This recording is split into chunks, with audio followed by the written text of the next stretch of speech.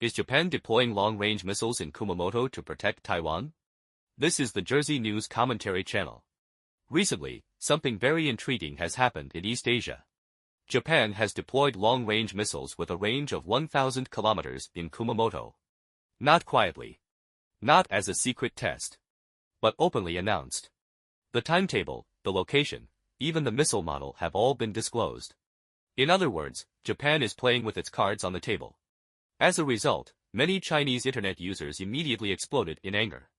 In the comment sections of news reports, the rhetoric quickly turned militant. Some said Japan has become extremely arrogant and must be taught a lesson. Others declared that if war breaks out, Japan must be crippled and terrified. A very typical Chinese wolf warrior tone.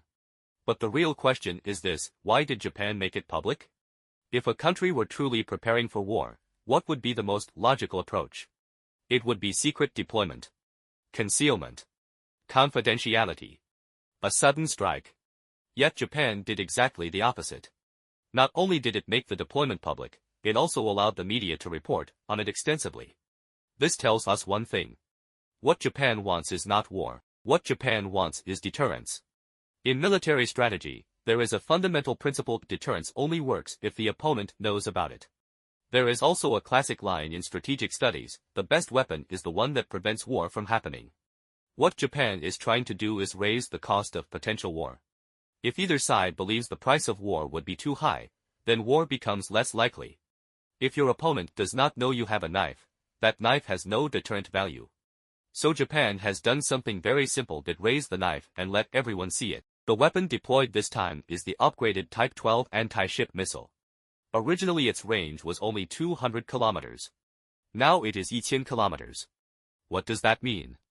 Launched from Kyushu, it can cover the East China Sea, the Taiwan Strait, parts of China's coastal regions. Many people hear this and immediately become furious. But why does Japan suddenly need a 1,000 kilometer missile? The answer is actually very simple: Taiwan. Over the past few years, the U.S.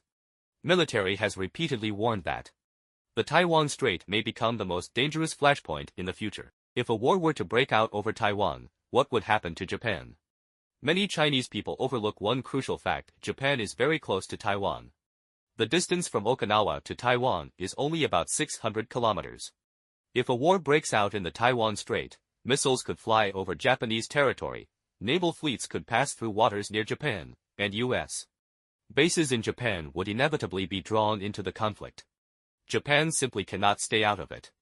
So what Japan is doing now is actually quite straightforward: preparing in advance. But the most interesting detail is the location of the deployment.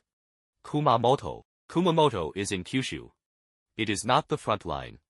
It is a rear area firepower hub. Missiles launched from there can cover the entire East China Sea theater. What does that imply?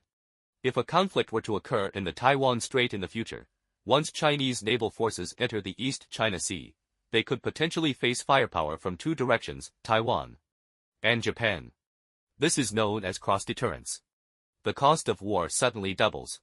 And once the cost of war becomes extremely high, the probability of war actually decreases. This is the core logic of modern strategy: not to fight a war, but to prevent one. Some people may ask, why is Japan being so bold? Is it not afraid of Chinese protests? The answer is very realistic. Because behind Japan stands another country, the United States. Japan's missile system is actually part of the broader U.S.-Japan alliance defense framework. The United States handles global strategy. Japan guards the first island chain: Taiwan, Okinawa, and the Philippines, linked together in a line. And the core purpose of this line is only one thing: to make war difficult to start. So you may notice an interesting contrast.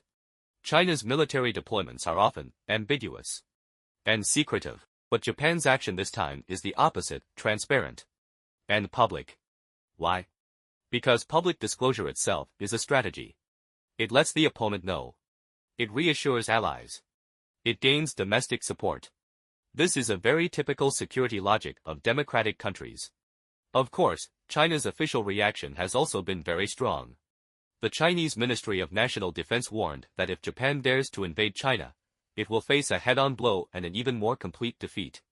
Such statements are a routine part of Beijing's diplomatic rhetoric. As for who would ultimately face a more complete defeat, history may offer some perspective.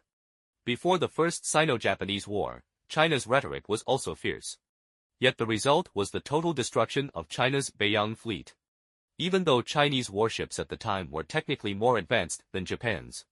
But what truly determines whether war happens is not a press conference. It is strategic balance. When all sides possess sufficient retaliatory capability, war actually becomes harder to start.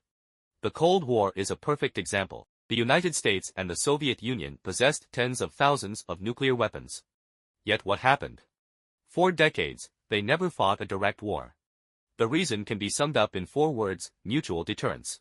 So the real meaning of Japan deploying 1,000 kilometer missiles in Kumamoto is not war. It is a signal. East Asia is entering a new era. What era? An era of deterrence. All sides are preparing for the worst. But at the same time, everyone hopes that the worst scenario never happens. That may be the true meaning of this missile deployment. If you enjoy this kind of in-depth analysis, please subscribe to the Jersey News Commentary channel.